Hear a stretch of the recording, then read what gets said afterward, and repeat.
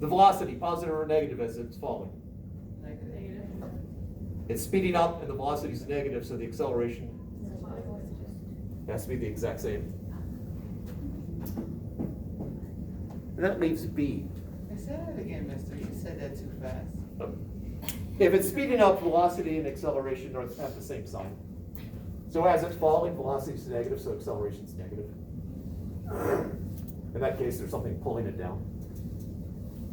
Is that sufficient? What happens at B? What's the acceleration at B? 0. Because it's not moving. It's changing the velocity. If it's changing the velocity, then it can't be 0. Would it be positive? Why positive? Because the other is a negative. Because it's speeding up. First off, I want to address the negative, the 0. If the acceleration is 0, acceleration is related to change in velocity. If acceleration is 0, that means there's no change in velocity. The velocity at the peak is 0. So if you threw the ball up in the air, it stops for that brief moment. If acceleration is 0, that means it's going to stay there. Okay. Because velocity is not changing, and the velocity is 0, that means it stays 0. So you throw the ball up and it would just hover, which would be a really cool effect. But I think we as a species would have died out long ago if every time you jump into the air, you don't come back down.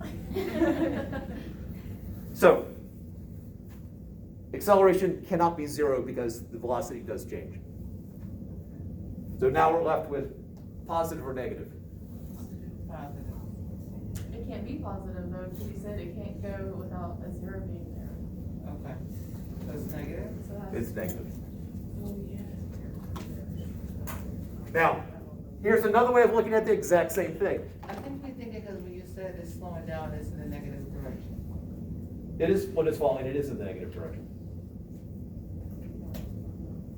You think I contradicted myself? No. That was a sure no. Okay. Let's look at it a slightly different way. And this was a question on the chapter 2 master set, which I'm partway through. Once the ball is in the air, what are all the forces acting on the ball once it's left the hand and before it touches the ground? Wait. Anything else? Gravy. Gravity. Oh, Gravity. okay. Did you just say gravy? I think we know where your head is right now. All right. Two things. One, gravity is not a force. Weight is the force. Or force due to gravity, I'm fine with. Gravity is this huge topic of which the force is one small part of it. All right, now. So we have weight, and does someone say anything else? What's the requirement for there to be a normal force? It has to be on Contact. Yeah. What's the ball touching when it's in the air? the air. Yes, if you want to make the argument for that, you're now bringing air resistance into it, and you've suddenly made the problem a whole lot more complicated. That I don't want to mess with that. So we got our magical thing that people can breathe in this air, but any objects that gets projected into it magically makes all the air go away. There's only so much reality we can bring into it right now. Also, if the ball's not going too fast, the air resistance is negligible, and it's a path to madness if we want to calculate that. So while it's in the air, the only force acting on it is the force due to gravity. Let's do our force diagram here. We have ball in air, and I have ground.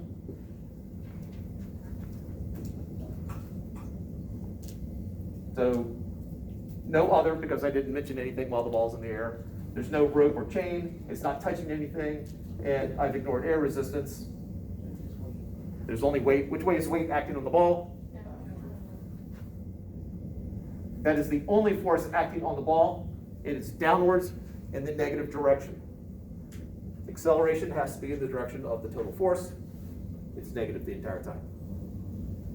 So over here, NA.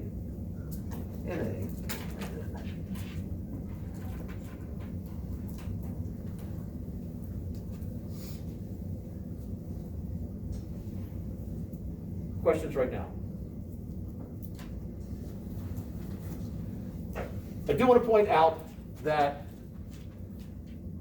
the earlier tests, I don't do this. Earlier tests, it's similar to the master set, I think, where, unless I changed it, where I just said, where's the acceleration positive, where's it zero, where's it negative, and so forth.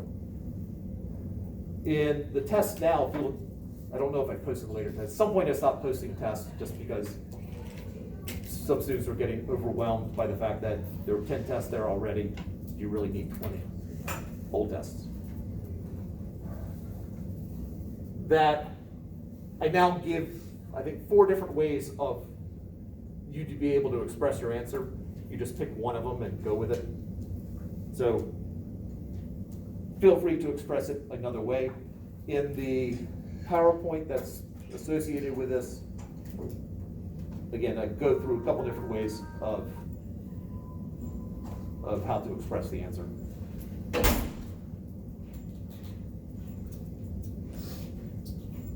There was some other point I was going to make, lost. I'm sure I'll think of it later. Can you tell me why it's, we got the brackets between A and B? Well, for. Well, I have brackets here. Yeah. I have brackets here because A and D are part of the problem. Oh, If I put parentheses here, then A and D have to go I somewhere. got you. Now I remember. For students who want to express their answer in this form, one of the biggest issues that I see in terms of handwriting is the student who does something like that. And I'm going, all right, it looks like they kind of straightened out right there, or even worse, something like that. And I'm going, were they going for the bracket or the parenthesis? They didn't. And that's possible. I try to be consistent. I try to look at that and I go, all right, I'm going to pick one or the other. If I don't know, I'm going to decide whether they mean to include it or not include it, and just be consistent across the board. So when there's a constant negative acceleration, that's because there's a constant force towards the negative direction? Yes. Okay. Yes. Then nothing to counteract it, which would, if there was a positive, there would have to be a counteracting force accelerating it away from the origin. Yes. Okay. Yeah. Because once it leaves the hand, it starts slowing down. If I included it from the point it starts in the hand and then you throw it, there you'd have some positive acceleration. Then you'd have zero, and then it becomes negative once it's out of the hand. So an upward force would be positive. Because I said up is positive there. Right. Yes.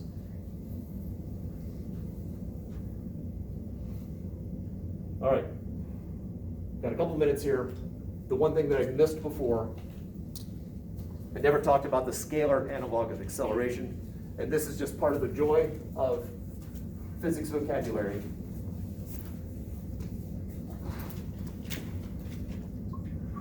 Scalar vector, and this was acceleration. And the symbol was an A with a vector symbol over it. The symbol over here, similar pattern as we had before, we just dropped the vector symbol. The question is, what's the word? The word is acceleration. We have a nice convenience that distance, speed are scalars, velocity, displacement, position are vectors. But if you're asked to find the acceleration, which one are you asked to find?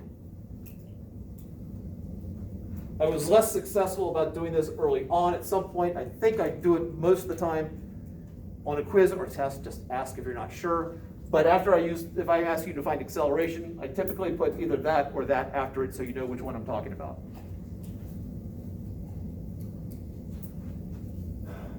Textbook tend not to do that. They just will ask, what's the acceleration? And you're supposed to know from context. Typically, in a textbook, this is the one that they want. I don't think Hewitt's 100% consistent with that, but usually if that gives a trivial answer, this is probably the one they're asking about. I really wish they had come up with another word for it, but I was not consulted. There it is. We have to live with it. And one other pattern, because you might see this, I think it's actually in the master set, and it's gonna be in the video too, but velocity is the change in position over the change in time. Acceleration is the change in velocity over the change in time. You can keep going. Change in acceleration over the change in time.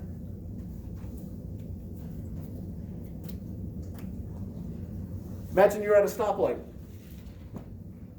You're just sitting there, the light's red, the light turns to green, you slam your foot onto the gas pedal. What happens to you is your head comes back like this. What did your head just do? Accelerate? Well, yeah, it did, but we have a change in acceleration. We go from acceleration of 0 to acceleration of not 0.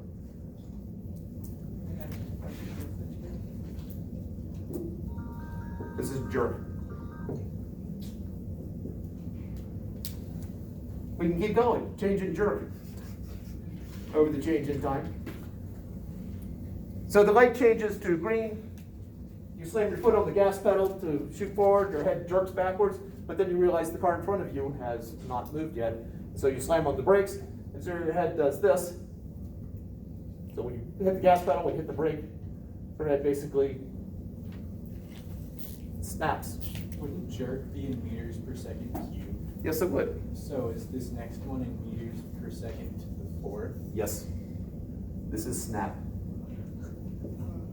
Awesome. Now, if we did change in snap over the change in time, all of you know what the answer is.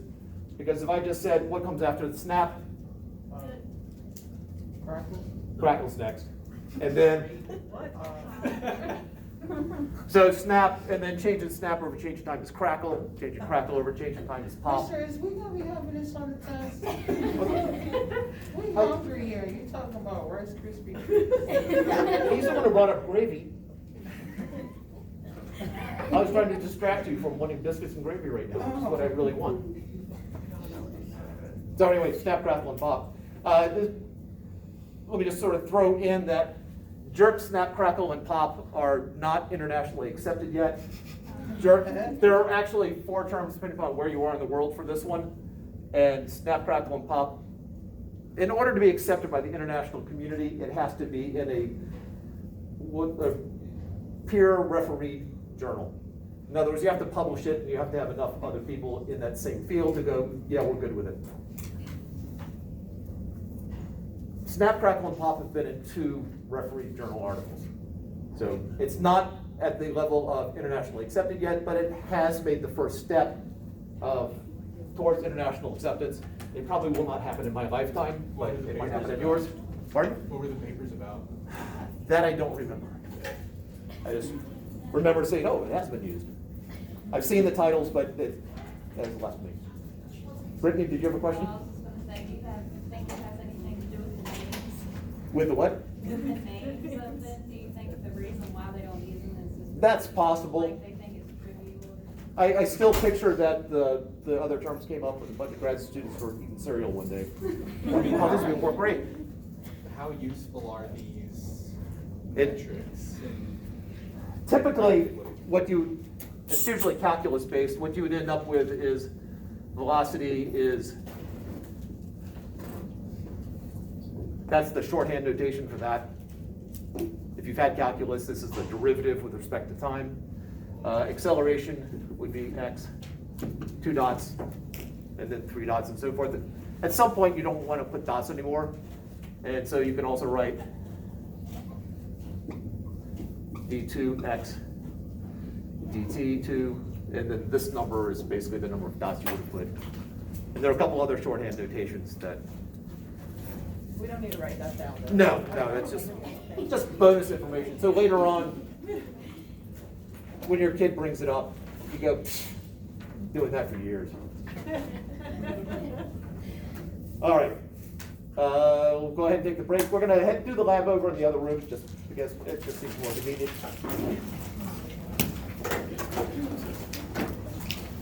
Okay. Let me stop this.